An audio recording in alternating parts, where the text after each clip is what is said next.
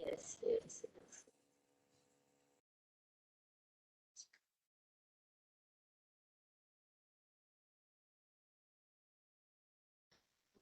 अरहन्ताणं नमो सिद्धाणं नमो आयर्याणं नमो वज्झायाणं नमो लोये सवसाहूणम् ऐसो पंच नमोकारो सर्व पावपनासनो मंगलानं च सर्वेशं पढमं हवै मंगलम् पढमं हवै मंगलम्।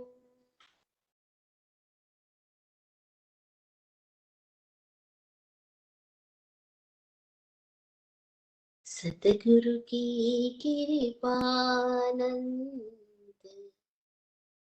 अनंत किया उपकार लोचन अनंत उघाड़िया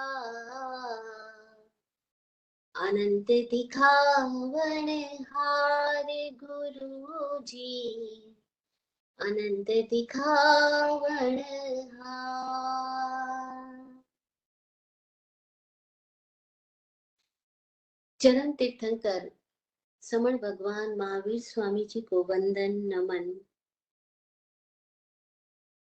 चतुर्विद तीर्थ को प्रणाम। समस्त भव्य आत्माओं की भव्यता को प्रणाम। तत्वार्थ सूत्र के रचयिता वाचक उमा स्वाति जी को प्रणाम। हे अनंत सिद्ध परमात्मा, आप सब से हमारी प्रार्थना सिद्धा सिद्धिम मम दिसंतु, हम सबको अपने सिद्ध स्वरूप का दर्शन हो, हम सब सम्यक दृष्टि हो,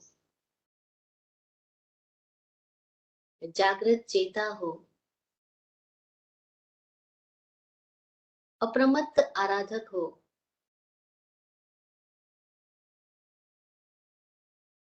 समग्र अस्तित्व को एकात्म भाव से जिए और कहीं कोई द्वंद्व द्वेष ना रहे। आमीन। ऐसा ही हो। जय हो।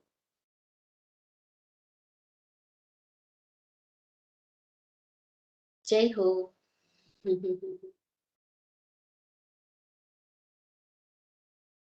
तत्वार्थाधिगम सूत्र, जिसका अपर नाम मोक्ष शास्त्र है, इस मोक्ष शास्त्र के प्रथम अध्याय, जिसमें मोक्ष का मार्ग बताया है, इस अध्याय के 10 सूत्रों की चर्चा हम कर चुके हैं। ऐसे तो 10 बस 10 हो गया, बस हो गया, बहुत हो गया। 10 में तो बात हो गई कंप्लीट, लेकिन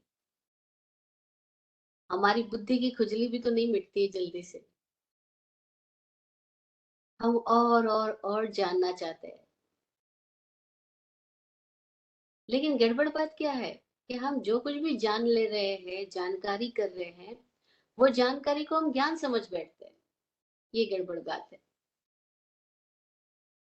जो लोग आत्मज्ञान को उपलब्ध हुए, वो लोगों का अनुभव वे जब बताते हैं तो कहते हैं, जब उनसे पूछा गया कि इस आत्मज्ञान को हम कैसे उपलब्ध हो सकते हैं, क्या रास्ता है, तो उन्होंने कहा कि अब तक जितना ज्ञान प्राप्त किया है उन सबको भुला दो, वो सब अज्ञान है। जो भी तुमने जाना है वो सब अज्ञान है। उस सबको भुला दो, सबको छोड़ दो और ऐसे हो जाओ जैसे मैं कुछ भी नहीं जानता हूँ। और जब कोई ऐसे हो जाता है कि मैं कुछ भी नहीं जानता हूँ, बस अब वो कुछ जान सकने की स्थिति में आएगा। जब तक वो कुछ-कुछ जान रहा है और उस जानकारी को पकड़े हुए बैठा है, तब तक तो वो प्रमादित है। तब तक वो अहंकार में है, मिथ्या अभिमान में है। उसने मान रखा है कि मैं जान लिया, लेकिन वो जाना ही नहीं है। क्योंकि तब तक कुछ भी जाना, जानना ज्ञान है ही नहीं, जब तक कि खुद को न जान लिया गया हो। और मजेदार बात ये, हम खुद को जो जानते हैं, वो भी दूसरों की बातों से जानते हैं, दूसरों की ओपिनियन से जानते हैं। तो वो भी जानकारियाँ ही है। खुद को जो जानते हैं वो या तो दूसरों की ओपिनियन से जान रहे होते हैं, इसीलिए तो हम सबको बड़ा इंटरेस्ट होता है कि मेरे बारे में लोग क्या कह रहे हैं। और जिसके बारे में लोग अच्छा-अच्छा बोलते हैं, लोग उसको सक्सेसफुल बता देते हैं, यशस्वी, फेमस बता देते हैं। जिसके बारे में लोग बुरा-बुरा बोलते हैं, उसको लोग बदनाम, बुरे कर्मों का फल ऐसा बता देते हैं। बस यही गड़बड़ी हो गई। अब तो आदमी दूसरों से अच्छा पाने के लिए ना जाने कितनी तरह के अभिनय करेगा, औपचारिक बनेगा, क्योंकि उसको सबसे अच्छा सुनना है ना। तो वो जैसा भीतर है वैसा तो दिखाएगा ही नहीं, वो दिखाएगा जिससे अच्छा का तबका मिल जाए, गुड लिस्ट में आ जाए वो। बस यहाँ आदमी झूठा होता जाता है और ये झूठ लगातार चलता जा रहा है। कोई एक लोग इस सारे नाम की, यश अपयश की भी व्यर्थता को समझ पाते हैं। कोई एक लोग समझ पाते हैं कि इसका कोई वैल्यू नहीं है कि लोग आपके बारे में क्या कह रहे हैं। क्योंकि जब महावीर थे तब उनको भी पत्थर मारे गए, जब बुद्ध थे उनको भी जहर दिया गया, गांव गांव से निकाला गया। एक बार तो यह तक स्थिति आ गई कि आनंद बुद्ध को बोलते हैं कि अब इस गांव में जाओ ही मत। क्यों? बुद्ध बोले क्यों ना जाऊं? बोले यहाँ पे लोग आपको पसंद नहीं करते हैं, वो आपका अपमान करेंगे और आपका अपमान होगा, मुझे सहन नहीं होगा, इसलिए अच्छा यही है कि आप इस गांव में मत जाओ। बुद्ध बोले फिर तो किसी भी गांव में मत जाओ, क्योंकि हर गांव के लोगों की अपनी अपनी धारणाएं होगी, अपनी अपनी ओपिनियन होगी। लेकिन ऐसा थोड़ी होता है आनंद। हम मान और अपमान से प्रभावित होकर किसी गांव में क्यों जाएंगे? हमें जाना इसलिए हम जाएंगे, हमें गुजरना इन रास्तों से, हम गुजरेंगे। लोग क्या बोलते हैं उनकी सोच से थोड़ी हम चलेंगे। तब तो हम गुलाम हो गए। अगर हम लोगों के ओपिनियन से चल रहे तब तो हम गुलाम हो गए। आनंद को झटका लगा। हाँ, क्योंकि पुरानी धारणाएं तो सबके दिमाग में वही काम कर रही है ना, कि लोग क्या कहेंगे। तो हम जिसको जानकारी कह रहे हैं, हम खुद के बारे में जिसको जानना कह रहे हैं, वो भी नहीं जानते। क्यों नहीं जानते? क्योंकि वे अनुभवी लोग जिन्होंने अपने आप को जाना, वो बताते हैं कि जो कुछ भी हमने जानकारियां इकट्ठी की है, वो ज्ञान है ही नहीं। जब आप ज्ञान को उपलब्ध होते हो तो आपको पता लगता है, ओ, मैं कौन सा लबादा ओढ़ के घूम रहा था, कौन से विचारों का, कौन से शब्दों का, कौन सी मान्यताओं का, वो सबका कोई अस्तित्व ही नहीं है। एग्जिस्टेंशियल वैल्यू ही नहीं है, कोई अस्तित्व नहीं है। वो सब हमारे खाली ख्यालों में थी। और ख्यालों में हम शाहजहां बन जाए, कौन मना करता है? ख्यालों में, अपने ख्यालों में हम कुछ भी बन जाए। हालांकि हम कुछ भी बन सकते हैं, लेकिन फिर भी बनते बुरे ही है। क्योंकि मन की आदत है ना, वो बुराई को जल्दी से पकड़ता है, अच्छाई को नहीं। खैर, तो हम बात कर रहे हैं ज्ञान की। तो जानकारियां ज्ञान नहीं है। अब तक हमने जो इंफॉर्मेटिव बातें इकट्ठी की, इंफॉर्मेशन इकट्ठी की, वो सब ज्ञान नहीं है। अगर ज्ञान के मार्ग पे चलना है तो पहले हमें ये क्लियर करना होगा कि जब तक भी हमारे भीतर अतीत की स्मृतियों का संग्रह हावी हो रहा है, मान्यताएं हावी है, हमारी दृष्टि एज इट इज नहीं देख रही है, तब तक ज्ञान है ही नहीं। तो दृष्टि पे आवरण दूर होगा तभी ज्ञान प्रकट हो सकता है। जब तक दर्शनावरण है तब तक ज्ञानावरण है, दोनों जोड़े हैं, युगल है। और दर्शन पे आवरण दूर हो, उसके लिए हमें क्या करना होगा? उसके लिए अपनी दृष्टि को, यथार्थ को देखने के योग्य बनाना होगा। हम यथार्थ नहीं देख पाते, हम कल्पना में देख लेते हैं, इमेजिनेशन में देखते हैं, अच्छी कल्पना करते हैं, बुरी कल्पना करते हैं, लेकिन जो जैसा है उसको वैसा नहीं देखते। जो जैसा है उसको वैसा ही देखना, वैसा ही समझना, और ना समझ में आए तो बिल्कुल सरलता से स्वीकार करना कि मैं नहीं समझ पाता, मैं नहीं देख पा रहा। एकदम सरलता से अपने अज्ञान को स्वीकार कर लेना। बहुत ही मजेदार बात है, सरलता से अज्ञान को स्वीकार करना। मुझे नहीं पता, मैं नहीं जानता। वो इस स्थिति में भी आ जाए कि मैं नहीं जानता, मैं कुछ नहीं जानता, मुझे नहीं पता। मैं अपने अज्ञान को स्वीकार करता हूँ। मैं नहीं जानता मैं कहाँ से आया, मैं नहीं जानता मैं कहाँ जा रहा हूँ, मैं नहीं जानता मैं कौन हूँ, मैं नहीं जानता मेरे भीतर कैसे भोजन पच रहा है, कैसे श्वास आ जा रही है, मैं नहीं जानता कब से नींद आती है, नींद में क्या होता है, कैसे नींद टूट जाती है। मैं कुछ भी नहीं जानता अपने आप के बारे में।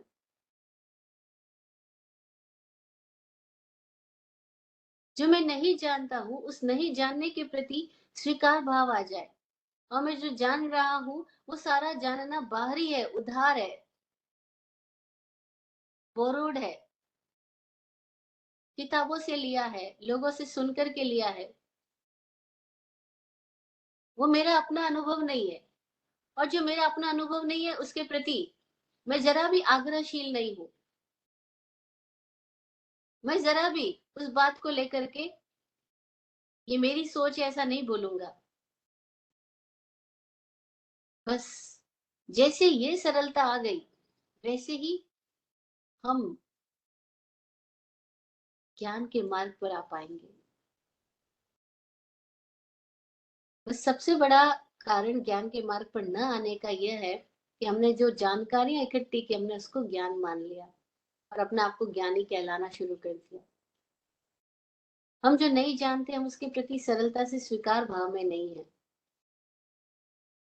तो 11वां सूत्र कहता है तत्प्रमाणे, ज्ञान प्रमाण रूप है। ज्ञान ही प्रमाण है। ज्ञान मतलब वह जानना जो निष्पक्ष है, जिसमें कहीं कोई भी हमने राग और द्वेष, पक्ष और विपक्ष, तेरा और मेरा नहीं जोड़ा है। वह जानना, जानने की वह क्षमता ज्ञान है। जो जान लिया गया वह नहीं, जो इस पल जाना जा रहा है, वह जो जानने की क्षमता है, वह जो अनुभव करने की क्षमता है, वो प्रमाण रूप है। तत्प्रमाणे, ज्ञान प्रमाण है।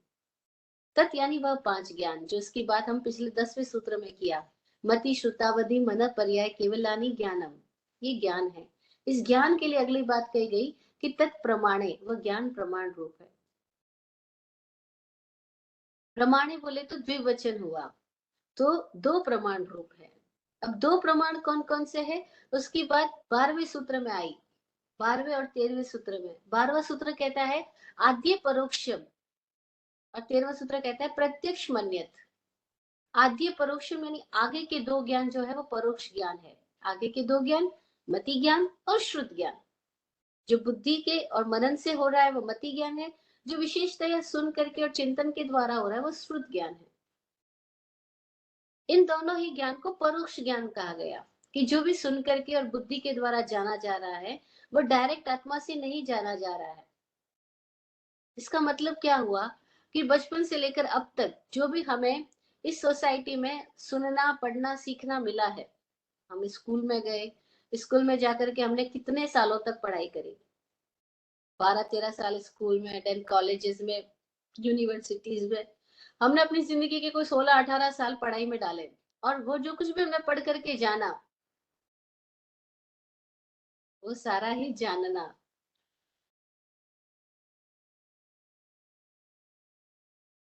किसी के लिए था, पर का विषय था।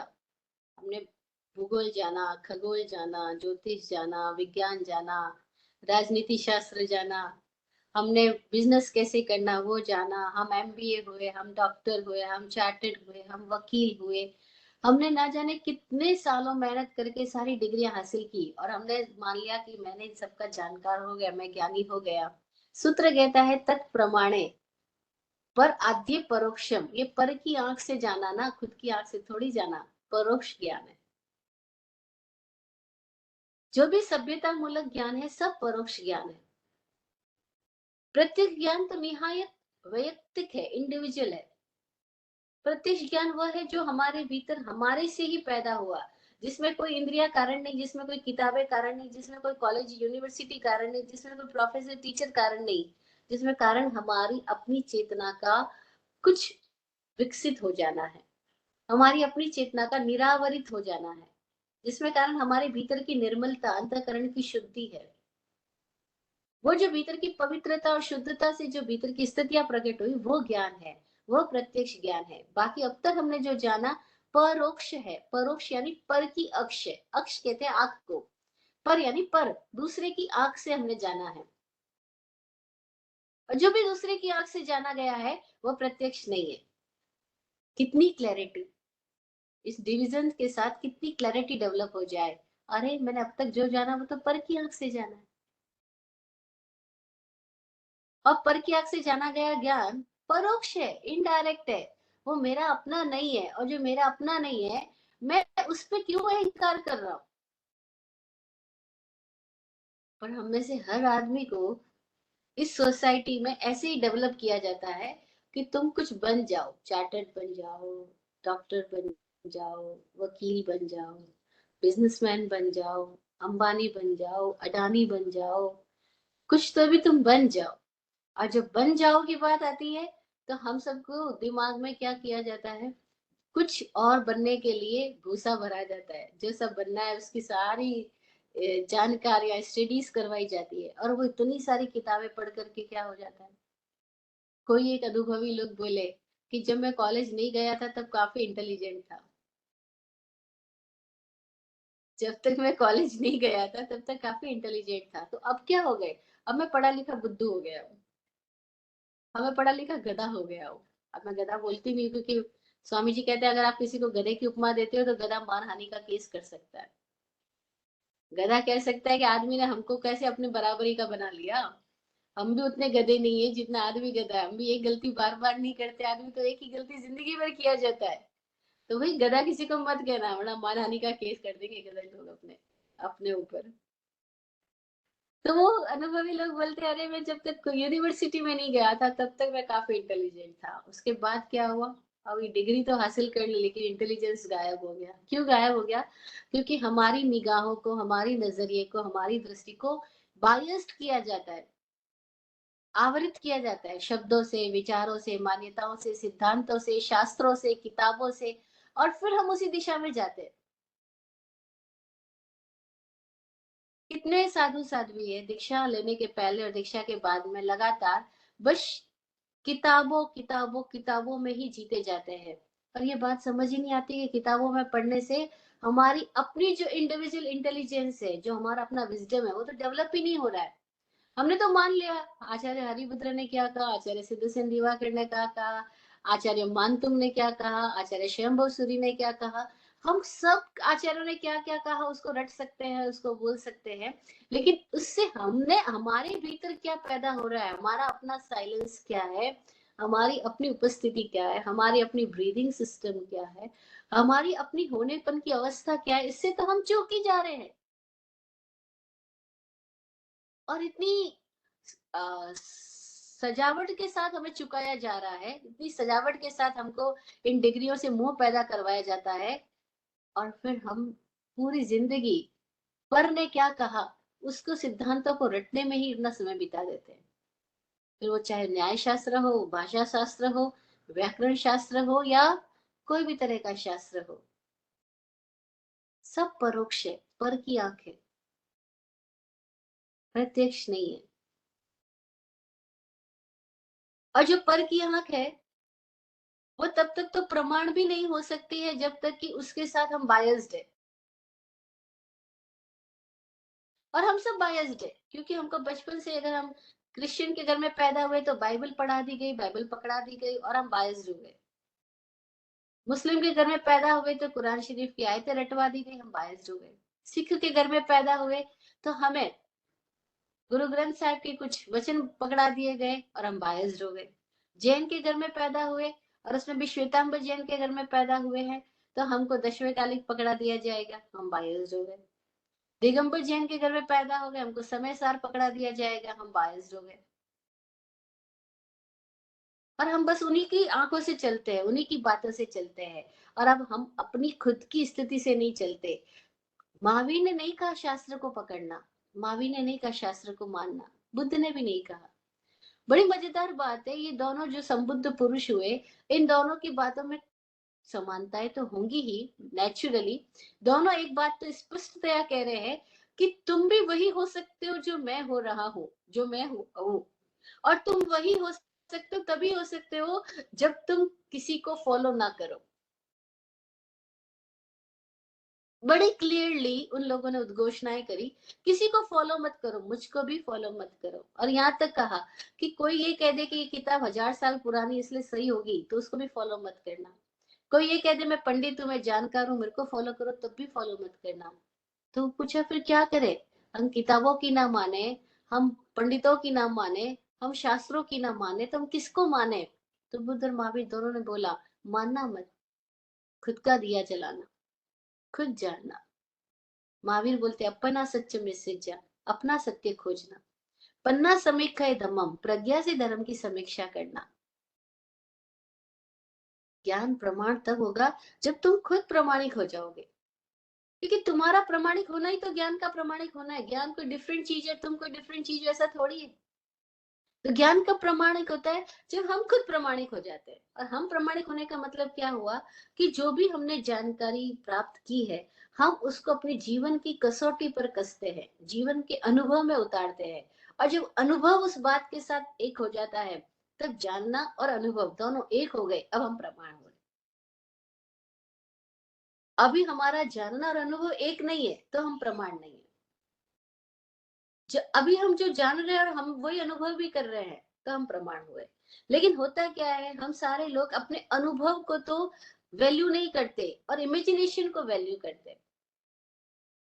जब स्वामी जी के साथ मेरा डिस्कशन होता है बहुत सारी बातों को लेकर के, तो यह एक बात बार बार सामने आती है कि हम सारे लोग अपने एक्सपीरियंस को डिफाई करते हैं और इमेजिनेशन को हावी हो जाने देते हैं, इमेजिनेशन में चले जाते हैं।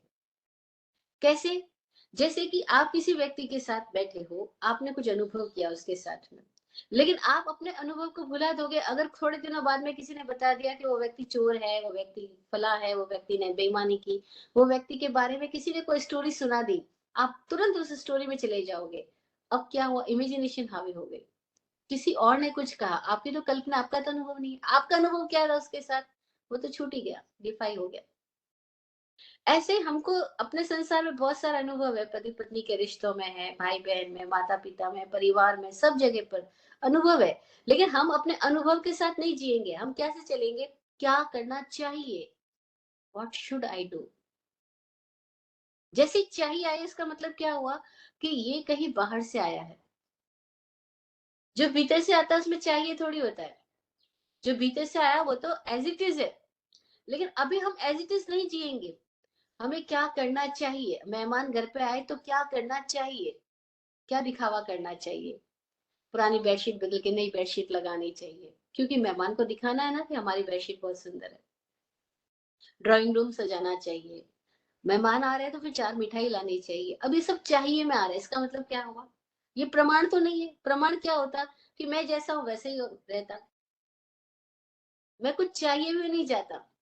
लेकिन हमें चाहिए सिखाया गया और क्या नहीं चाहिए वो सिखाया गया। क्या करना चाहिए सिखाया गया, क्या नहीं करना चाहिए वो सिखाया गया। डूज और डोंट सिखाया गया, शुड एंड शुड नॉट सिखाया गया। लेकिन हम कैसे हैं वैसे ही जी ले, वैसे ही प्रमाण हो जाए, कितना मजा हो जाए। क्यों हमें दोस्त लोग अपने पारिवारिक रिश्तेदारों से ज्यादा अच्छे लगते हैं? क्योंकि पारिवारिक रिश्तेदारों में बहुत सारे चाहिए और चाहिए नहीं आ जाते हैं, शुड और शुडंट आ जाते हैं। और दोस्तों के सामने ये सब नहीं होता, क्या चाहिए क्या नहीं चाहिए, वहां हम जैसे वैसे रह पाते हैं कुछ हद तक, कुछ हद तक। इसीलिए वहां ज्यादा ओपननेस फील होती है, ज्यादा फ्रीडम फील होती है। क्योंकि वहां हम जैसे वैसा चेहरा दिखा सकते हैं, वहां कुछ बताने की, कुछ दिखाने की, कुछ छुपाने की ज्यादा जरूरतें नहीं है।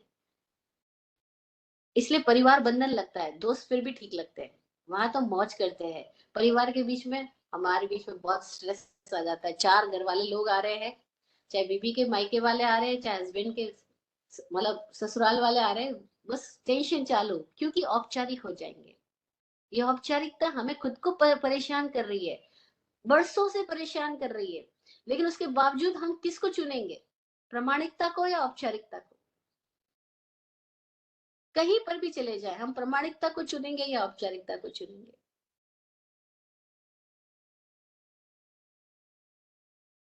और ये इतना गहरा घर घर कर चुका है हमारे भीतर, औपचारिक होने की आदतें, औपचारिक होने की वृत्तियां इतनी गहरी घर कर चुकी है कि हम इसके प्रति विजिलेंट भी नहीं हो पाते।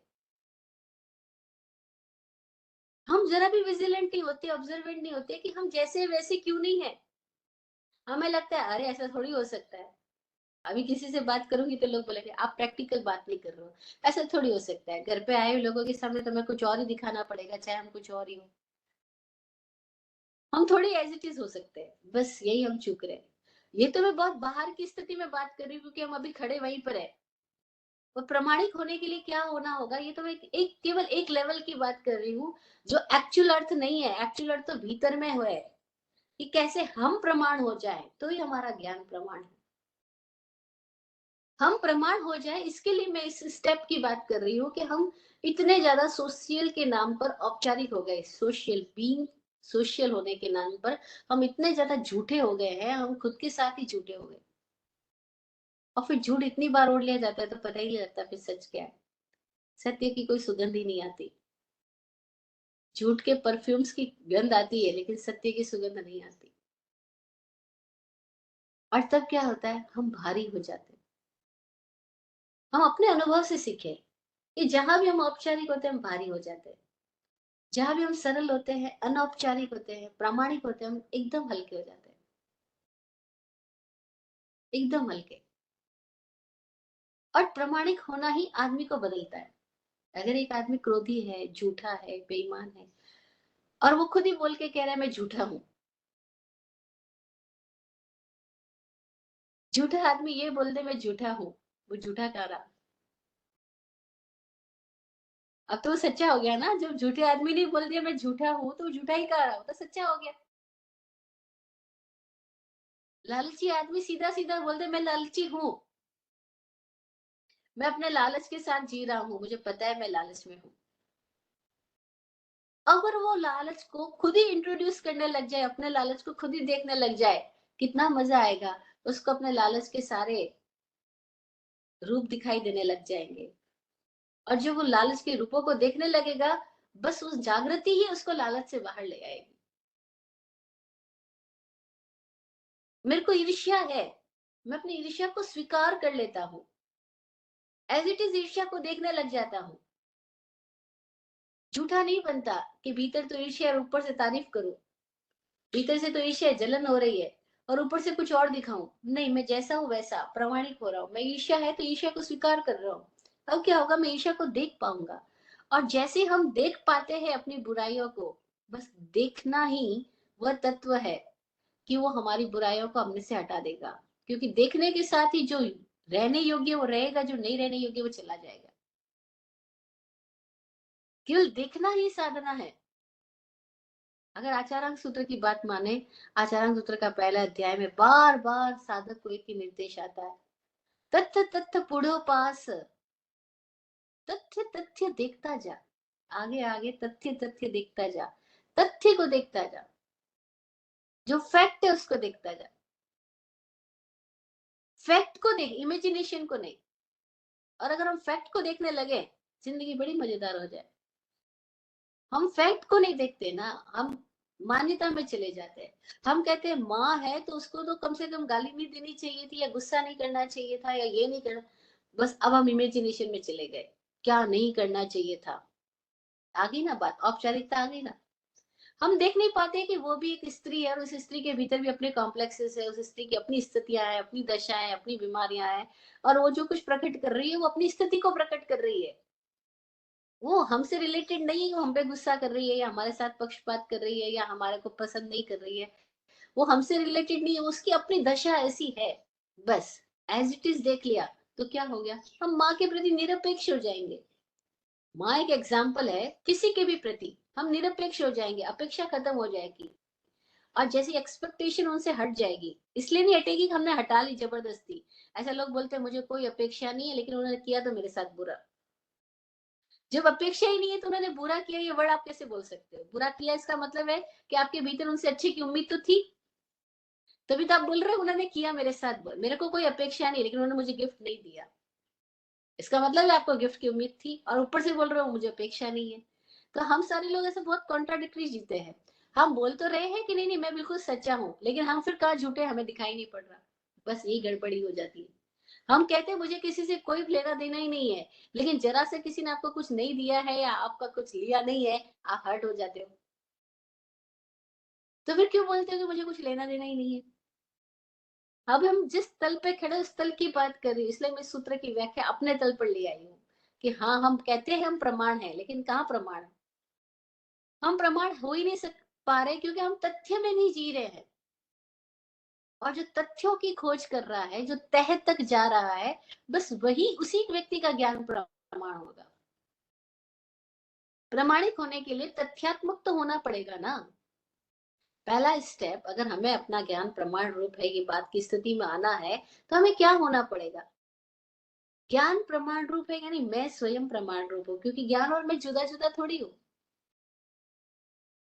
और जो ज्ञान और मैं प्रमाण रूप हूं, तो वो कब प्रमाण रूप हूं? जबकि मैं तथ्यात्मक जी रहा हूं, कल्पनात्मक नहीं जी रहा हूं। और हम सब या तो याददाश्त के भरोसे जी रहे हैं या कल्पना के भरोसे जी रहे हैं, तथ्यात्मक नहीं जी रहे। और कल्पना कैसे लाते हैं हम? नाम से, रिश्ते से। सारे रिश्ते हमारी कल्पना से तो पैदा हुए हैं। भाई हमने कल्पना करके नामकरण कर दिया है कि ये हमारे चाचा है, ये ताऊ है, ये फला है, फला है, फला है। So many names, so many adjectives, ये सब हमने अपनी कल्पना से खड़ा किए हैं। अब हम सारी कल्पना को छोड़ के तथ्य को देखें, जो जैसा है वैसा है, बस खत्म हुई बात। तो कैसे शिकायत पैदा हो सकती है? फिर थोड़ी शिकायत पैदा होगी कि ससुर जी को उनके सामने मुझे ऐसे नहीं डांटना चाहिए था। ये शिकायत आई, इसका मतलब ये कि अब तथ्य में नहीं है, हम कल्पना में चले गए। एज इट इज नहीं देख रहे हम क्या चाहिए क्या नहीं चाहिए, यानी औपचारिकता में चले गए। और प्रामाणिकता क्या है? कि उनके भीतर जब जो उठा वो किया। एकदम कल का एग्जाम्पल है। कल हम लोग जब ट्रेवल कर रहे हैं, तो मैं स्वामी जी को बोली कि इतनी स्लो कार आप कभी चलाते नहीं हो, तो आपको इतनी फास्ट कार ड्राइविंग से इतनी स्लो ड्राइविंग में आने में कितना अलग सा लग रहा होगा। स्वामी जी बोले किसने कहा मैं फास्ट ड्राइवर हूँ या मैं स्लो ड्राइवर हूँ? मैंने कहा क्यों, आप फास्ट ही तो चलाते हो। तो बोले नहीं मैं स्पॉन्टेनियस ड्राइवर हूँ, जब जैसी स्थिति होती है वैसा चलाता हूँ, ना तो मैं फास्ट चलाता हूँ ना मैं स्लो चलाता हूँ। मैं तो स्पॉन्टेनिटी में जीता हूँ, मेरे पास तो ना कोई फास्ट है ना कोई स्लो है। देन एक छोटी सी बात और एकदम कहाँ पे छू, अरे हम किसी को कितना रीनेमिंग कर देते हैं, आप तो फास्ट ड्राइवर हो, आप तो स्लो ड्राइवर हो। लेकिन वो बोल रहे नहीं मैं कोई फास्ट नहीं हूँ कोई स्लो नहीं, मैं तो स्पॉन्टेनिटी में हूँ, जब जो कार जैसी स्थिति में आएगी वैसे चलाऊंगा, जब जो स्थिति होगी वैसा काम करूंगा। मेरे पास में कोई भी तरह का ये नहीं कि मैं फास्ट या स्लो। और बस उतनी सी वो इनका एक लाइन कि मैं स्पॉन्टेनिटी में चलाता हूँ, मैं ना फास्ट चलाता हूँ ना स्लो चलाता हूँ। और ये बात मेरे को लगी, हाँ हम फिर कहीं चले जाते हैं, फिर रीनेमिंग करने लग जाते हैं। क्योंकि लाइफ स्पॉन्टेनियस है, हर एक चीज स्पॉन्टेनिटी में। क्या पता इस पल मेरे पास बहुत कुछ है देने को, मैं बहुत मजेदार तरीके से दे पाता हूँ, इस पल मेरे पास वो चीजें नहीं है देने को जो लोग एक्सपेक्ट कर रहे हैं, नहीं दे पाता। तो मैं स्पॉन्टेनिटी में रहूं तो कितना मजा हो जाए। लेकिन हम मान्यता में चले जाते हैं, इनके पास है इनको देना चाहिए था, इनके पास नहीं था फिर उन्होंने ऐसा क्यों किया। बस, और हम सब ऐसे ही तो कर रहे हैं। पूरी सोशल लाइफ में क्या चल रहा है, नहीं है तो भी दिखावे के लिए दे रहे हैं, है तो भी हम अपने कोई दूसरे कारणों से कोई काम मान्यताओं से नहीं दे रहे हैं। हम सारी चीजों के पास में हमारे पास में कोई कोई इफ बट रीजंस है, कोई कोई तुलनाएं हैं, कंपेरिजन्स है, कोई कोई मान्यताएं हैं, बिलीफ सिस्टम्स है। हम जैसा है वैसा नहीं जी रहे हैं। और इसका कारण क्या, इसी वजह से क्या है कि हम हल्के फुल्के नहीं है, हम उड़ नहीं रहे, हम मौज में नहीं है, हम मजेदार नहीं है। हम कपड़े अच्छे बना लेते हैं, गाड़ियां अच्छी, घर अच्छा, सब कुछ अच्छा बना लेते हैं, लेकिन खुद को मजेदार स्थिति में नहीं रख पाते। क्यों नहीं रख पाते? क्योंकि हम सब शुड टू शुडंट टू, चाहिए नहीं चाहिए, फॉर्मेलिटी में चले गए हम, प्रमाण नहीं हुए। ज्ञान प्रमाण है। ज्ञान प्रमाण है का मतलब मत समझो कि वो ज्ञान प्रमाण है। हमारी हर सूत्र की व्याख्या इस तरह से हो जाती है किसी और को लेकर के, नहीं, खुद की बात है। क्या मैं प्रमाण हूं? और अगर मैं प्रमाण हूं तो अब अपना अपने ही विवेचन करें कि मैं आद्य परोक्ष, मैं परोक्ष प्रमाण हूं या प्रत्यक्ष प्रमाण हूं? प्रत्यक्ष मन्यत। मति और श्रुत परोक्ष है, बुद्धि पे सारा भरोसा परोक्ष है। लेकिन फिर भी हमारी ये आदत, बुद्धि पे भरोसा करने की आदत छूटती नहीं है। हम जहां भी जाते जजमेंटल हो जाते हैं, प्री जज चालू, जाने से पहले ही प्री जजमेंट, ये है वो नहीं है। और हमें अपने जजमेंट्स दिखाई नहीं पड़ते। और हम सारे लोग लोगों से नहीं मिलते, हम अपने अपने जजमेंट से मिलते हैं, अपने अपने ओपिनियन से मिलते हैं, अपनी अपनी धारणाओं से मिलते हैं। और ये बाधक है, ये हमको प्रमाणिक होने में बाधक है। ये बात समझ आ जाए तो हम प्रमाणिक हो सकेंगे कि हम बुद्धि में क्यों भरोसा करते हैं। और बुद्धि किसके बेस पे चल रही है? बुद्धि प्राप्त सूचनाओं के बेस पे चल रही है। और जब प्राप्त सूचना ही ज्ञान नहीं है तो बुद्धि से प्राप्त जानकारी पे भरोसा करना कैसे ज्ञान हो सकता है?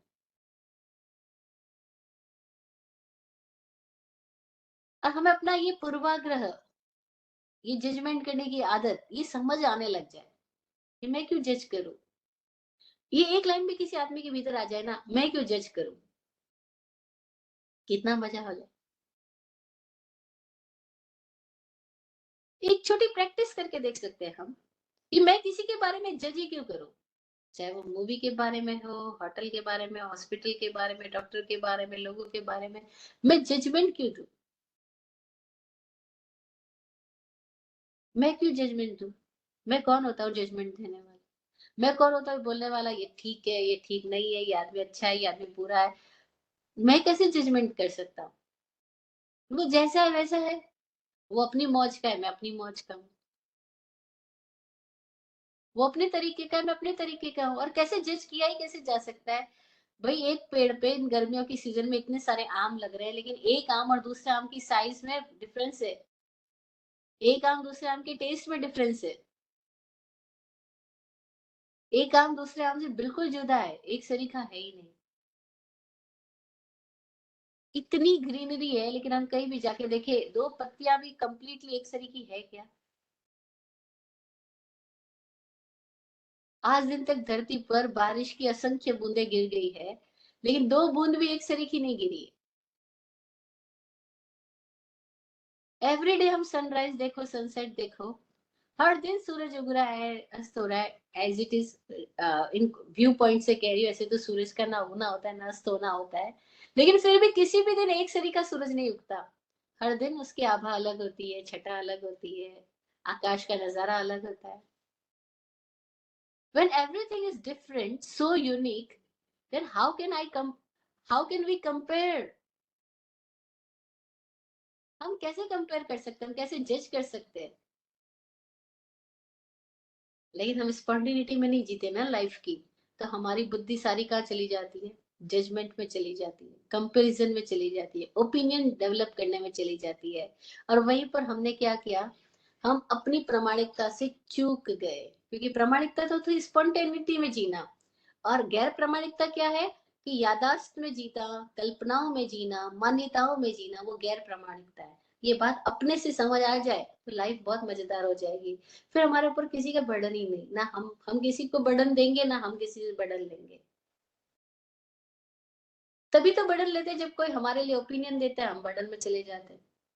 हम किसी को ओपिनियन देते हैं, सामने वाला हम हमसे तकलीफ पाना शुरू कर देता है।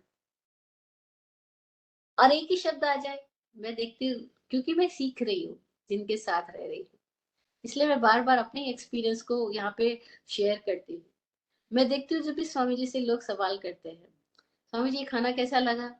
मजेदार। कमरा कैसा लगा? मजेदार। रूम कैसा? मजेदार। क्या कर रहे हो? मजे कर रहा हूँ। इसके सिवा वो कुछ बोलते ही नहीं है। चाय फीकी है? मजेदार है। फीकी नहीं है, मजेदार है, अपने तरीके की है। मीठी है, मजेदार है, अपने तरीके की है। क्या कर रहे हो? मजे कर रहा हूँ। अरे कुछ और करते ही नहीं हो क्या? नहीं, बस मजे ही करता हूँ। कैसे हो? मजे में हूँ। और मैं इतनी हैरान होती हूँ, उनकी सारी यात्रा जो है एकदम सीमित हो गई, और हम सारे लोगों की, हम सारे लोग लगातार कितनी तरह की बातें निकालेंगे।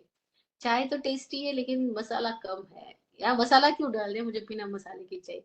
अब बस हमारी साथ में इतनी सारी बातें आती जाएगी, अब ये हमारी आदत में जा चुकी है। अब ये आदत इतनी गहरी चली गई है कि हम कोई भी चीज को बिना इतनी सारी व्याख्याओं के समझना ही नहीं चाहते।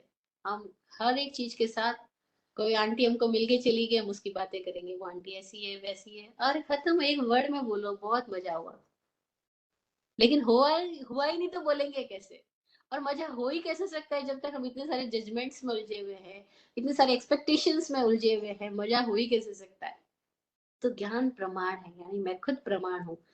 लेकिन मति और शुद्ध परोक्ष प्रमाण है। परोक्ष प्रमाण का मतलब है वो पर की आंख है, वो खुद की आंख नहीं है। और जो पर की आंख है उसमें मुझे उलझना ही नहीं है, क्योंकि ये जो पर की आंख है इसी में मुझे निष्पक्ष हो जाना है। और जैसे ही निष्पक्ष हो जाता हूँ, मैं आराम से कह सकता हूँ, लोगों ने ऐसी मान्यताएं दी है, लोगों ने ऐसे विचार दिए हैं, लेकिन ये कहीं कहीं पढ़ी सुनी बात है, मेरा अपना अनुभव नहीं है। जैसे हम सरलता से स्वीकार कर लें कि मेरा अपना अनुभव नहीं है, ये तो मेरी पढ़ी हुई बात है, सुनी हुई बात है, परंपरा से आई हुई बात है, मेरा अपना अनुभव नहीं है, उतने में क्या हो गया, इस सरलता ने हमारे लिए भीतर एक ओपनिंग कर दी। हमने पर को पर की तरह स्वीकार किया, तो हम प्रत्यक्ष की तरफ बढ़ सकते हैं। प्रत्यक्ष अनुभव क्या होगा? जब ये आंख बंद हो जाए और हम इन आंखों पे और इन कानों पे भरोसा ना करके अपने भीतर की स्थिति को सुनना और देखना शुरू कर दे। जब व्यक्ति भीतर की स्थिति को सुनना और देखना शुरू करता है, तब वो एक अलग ही नए डायमेंशन में चला जाता है। वो डायमेंशन अब तक मौजूद सारी जानकारियों से बिल्कुल डिफरेंट है, बिल्कुल परे है। उस परे में जो चला जाता है, उस परा में जो जाता है, धीरे धीरे उसके भीतर एक आंख पैदा होने लगती है।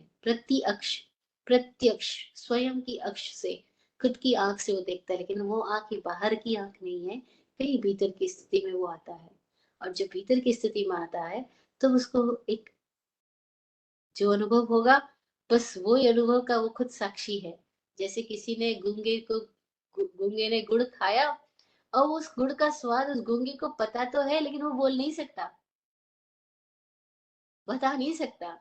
तो अवधि मन पर्यो केवल ज्ञान प्रत्यक्ष ज्ञान है। इन प्रत्यक्ष में भी जो अवधि और मन पर्यो ज्ञान है वो नो इंद्रिय प्रत्यक्ष कहलाते हैं, और केवल ज्ञान जो है वो कंप्लीट आत्म प्रत्यक्ष कहलाता है।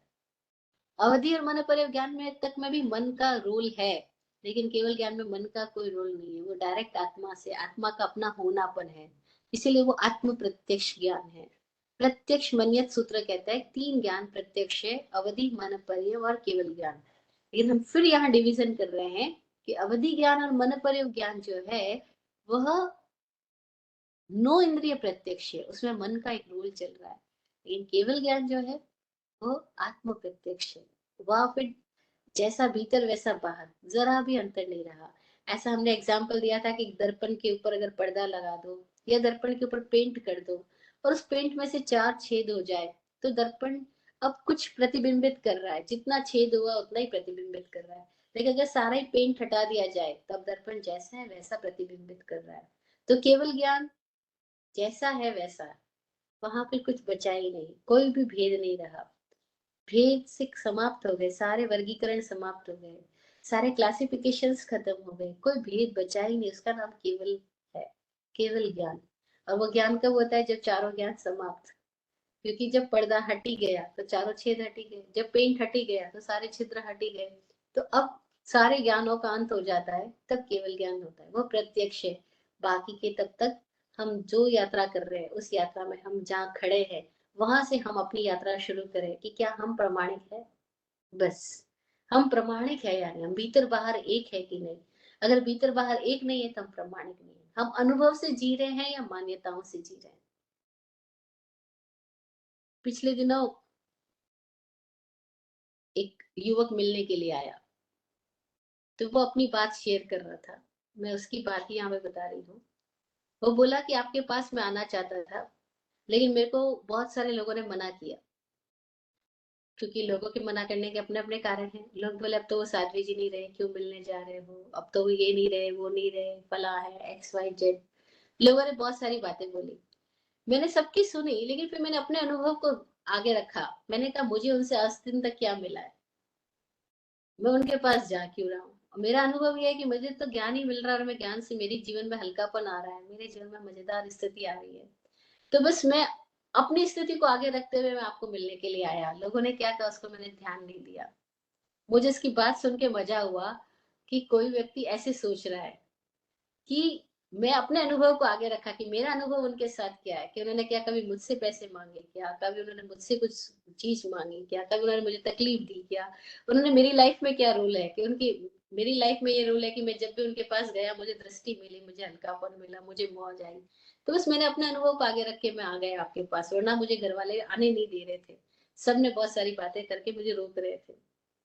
मैं उस व्यक्ति की इस बात को चुपचाप सुन रही थी, लेकिन मैं इस बात के लिए सोच रही थी कितना इंटेलिजेंट है आदमी, उसने अपना अनुभव आगे रखा, बाकी सब बातों को नहीं रखा। लेकिन हम लोग जिंदगी में चूक जाते हैं। कैसे चूक जाते हैं, बाकी इतनी सारी बातों को आगे रख लेते हैं, शुड नॉट को में चले जाते हैं, स्टोरीज में चले जाते हैं, मेमोरीज में चले जाते हैं।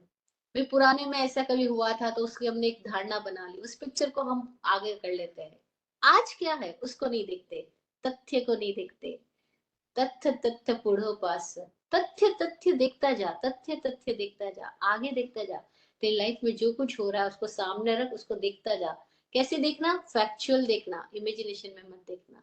तो क्या होगा, तेरे भीतर एक दृष्टि पैदा होगी जो तेरे को प्रमाण बनाएगी, तेरा ज्ञान प्रमाण हो पाएगा।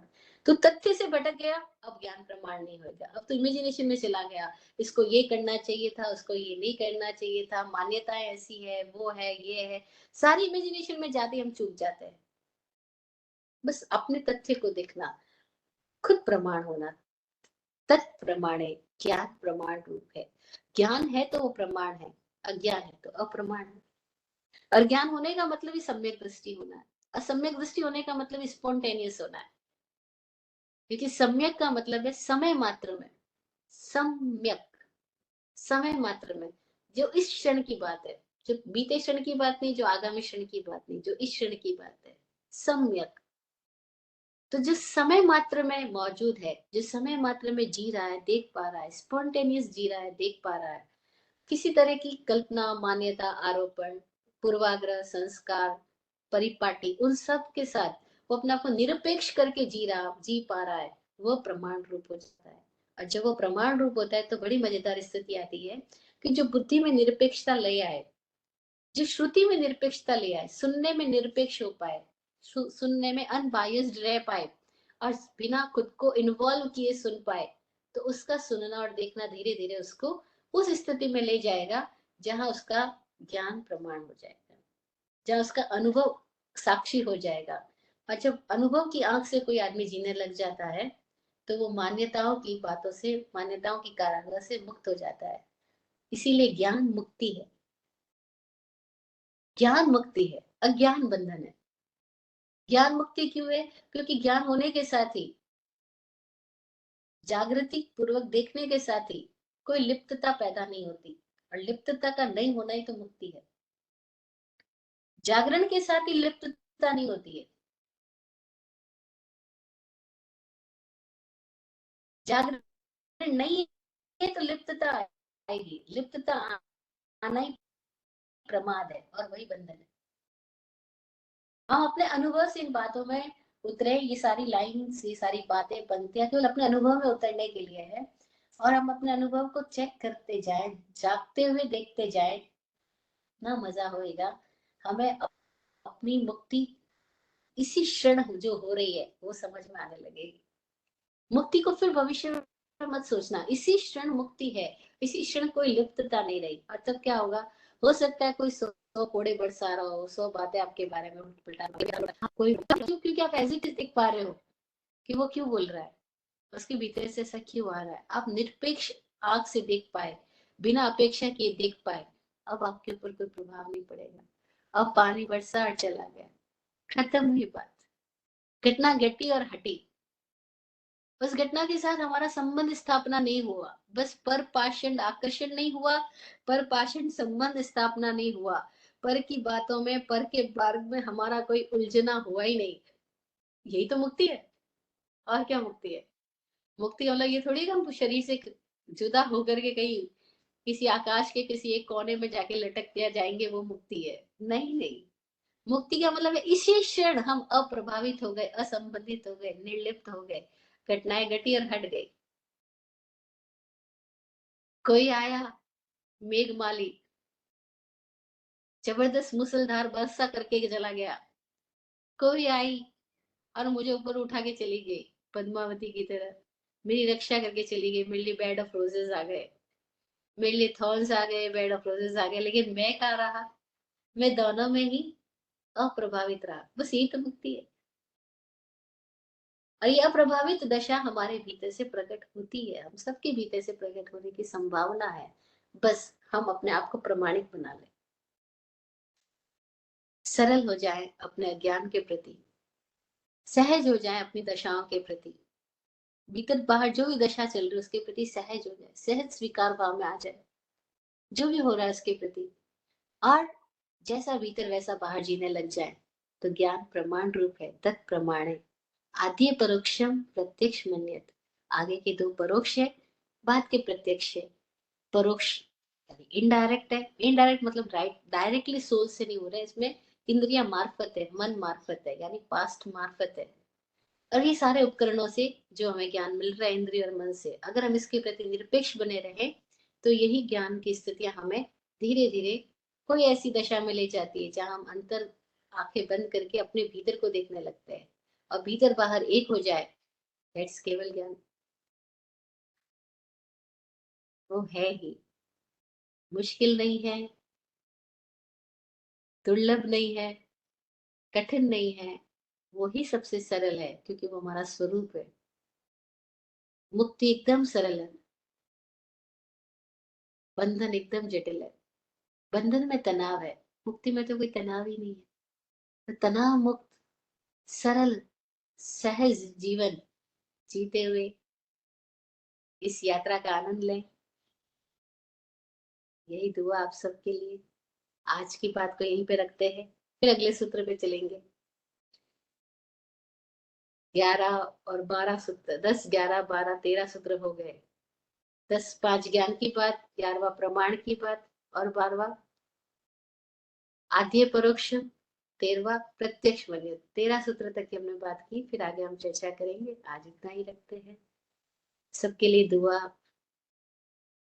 आप फूलो फलो हो जिंदगी मखमल मुलायम।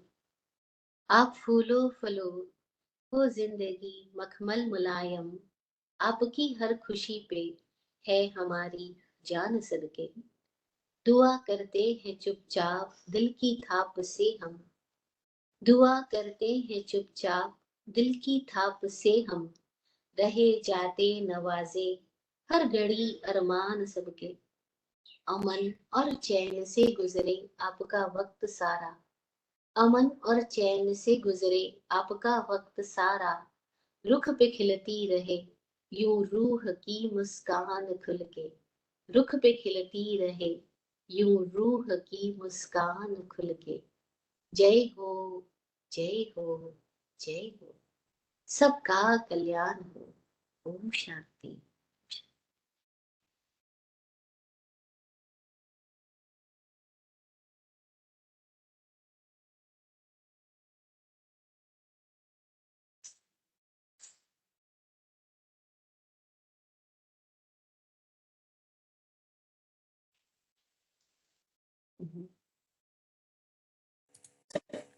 As always, there's some very profound statement you make that stays in our mind for a whole week.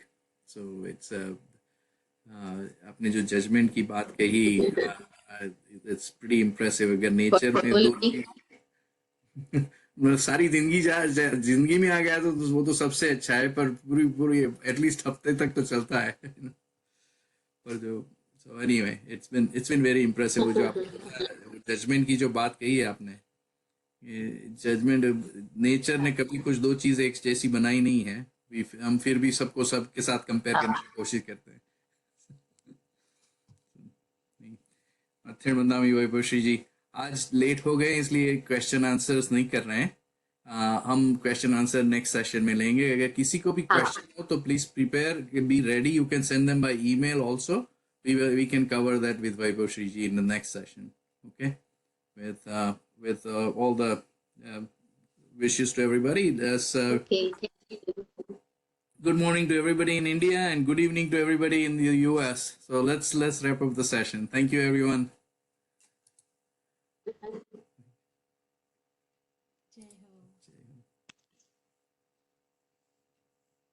You. Thank you.